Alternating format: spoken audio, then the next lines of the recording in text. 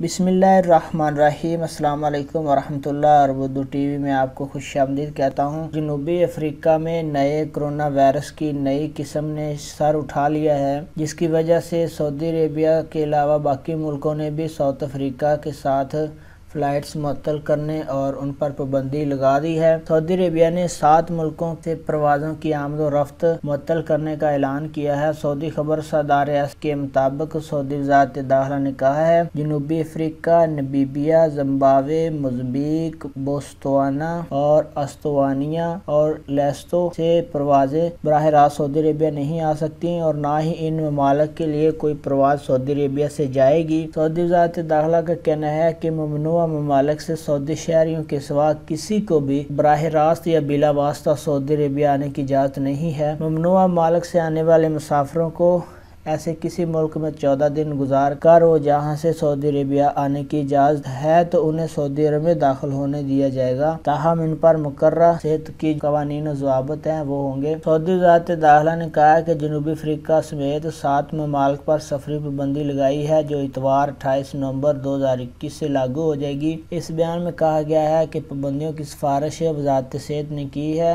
Corona virus کی نئی شکل جنوبی افریقہ اور اس کے پڑوسی ملکوں میں تیزی سے پھیل رہی ہے اور یہ ان دنوں اردن سمیت دنیا کے بیشتر ملکوں پر راج ڈیلٹا ویریئنٹ وائرس سے بھی کہیں زیادہ تیزی سے پھیل رہی ہے، تو اس لیے سعودی عربیہ نے 7 ممالک پر پابندی لگا دی ہے۔ تو فرینڈ، یہ اہم اپڈیٹ سے اپنا بہت سارا خیال رکھیے گا۔ السلام علیکم ورحمۃ اللہ۔